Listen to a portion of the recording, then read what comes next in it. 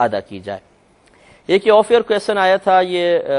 کسی نے پوچھا ہے کہ یہ کون مہندی جو آج کل چل رہی ہے جس میں کیمیکل ایسڈ وغیرہ بھی ہوتا ہے، کہ وہ کہتے ہیں کہ یہ اگر لگائیں تو سنا ہے کہ اس کی ایک تہ سی بن جاتی ہے، اور جب اس کی تہ بن جاتی ہے تو کیا وضو ہوتا ہے کہ نہیں ہوتا، اور اگر وضو نہیں ہوتا تو اسی پہ اگر کسی نے وضو کر کے نمازیں ادا کی ہیں تو نمازوں کا کیا معاملہ ہوگا۔ یہ بھی کہا گیا، جس نے سائل نے سوال کیا ہے،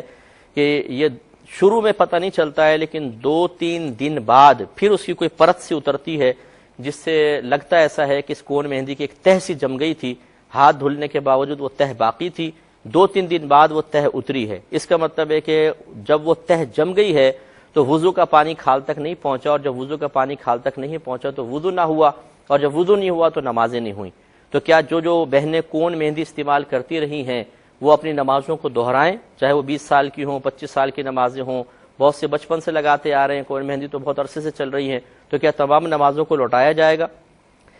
دیکھیں، مسئلہ یہ ہے کہ جب یہ کویسچن ہم سے کیا گیا تھا، یہاں پر بھی آیا اور اس سے پہلے بھی بہت سے بہنوں نے کویسچن کیا، تو اس پر بہت غور و تفکر کیا گیا کہ کیا واقعی کون مہندی کی کوئی ایسی تہ جم جاتی ہے کہ جو پہلے ظاہر نہیں ہوتی لیکن 2-3 دن بعد ظاہر ہوتی ہے، اس کو کھاڑا جائے تو اکھڑتی ہے، اور پھر اس کے اوپر وضو کا پانی کا مسئلہ غور و طلب ہوا۔ تو جب ہم نے اچھی طریقے سے معلومات کی ہے، بہت سی بہنیں جو مسلسل کون مہندی لگاتی ہیں ان سے معلومات کی، کچھ بیوٹیشنز تھے ان سے معلومات کی، کچھ اسکن اسپیشلسٹ تھے ان سے گفتگو کی، کچھ یہ کون مہندی سیل کرنے والے لوگ تھے ان سے مشاورت کی، تو نتیجہ یہ نکلا کہ اصل میں اس کون مہندی کی تہ نہیں جمتی ہے، بلکہ اس کون مہندی کے اندر جو کیمیکل ہے یا ایسڈ ہے وہ کھال کو برن کر دیتا ہے، تھوڑا سا جلا دیتا ہے،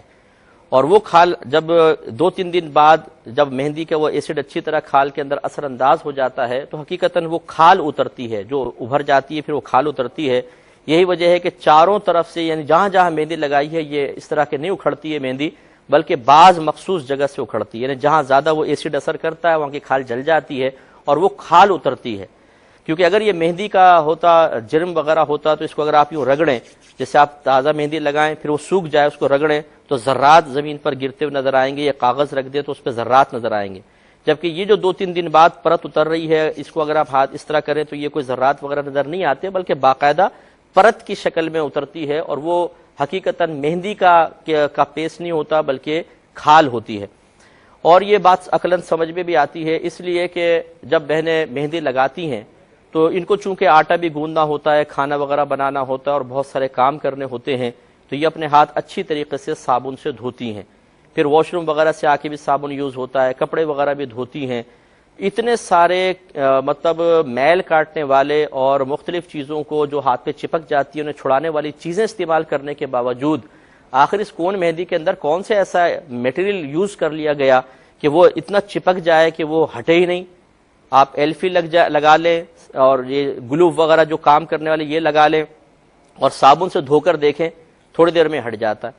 تو پھر یہ کیسے نہیں ہٹے گی مہندی؟ اگر اس کو لگانے کے بعد صابن وغیرہ یوز کیا جائے تو یقینی سی بات ہے کہ صابن اس کو ہٹا دے گا، اور پھر اتنی کثرت کے ساتھ یوز کیا جائے اس کے باوجود یہ نہ ہٹے، یہ سمجھ میں آنے والی بات نہیں ہے۔ اور اسی طریقے سے یہ فوراً نہیں ہٹتی بلکہ 2-3 دن بعد کہیں جا کے یہ اکھڑنا شروع ہوتی ہے، جس سے معلوم ہوتا ہے کہ یہ مہندی کی تہ نہیں ہے بلکہ یہ کھال ہی ہے، کیونکہ اگر یہ مہندی کی تہ ہوتی تو پھر یہ پہلے دن سے اکھڑنا شروع ہو جاتی۔ تو یہ تمام جو گفتگو کا ہم نے معلومات کی ہیں خلاصہ ہے، اس سے نتیجہ یہ نکلتا ہے، جو ہمارے سامنے تحقیق آئی ہے وہ یہی ہے، یعنی جو میں رزلٹ نکال پایا ہوں، جو ہم نے ایک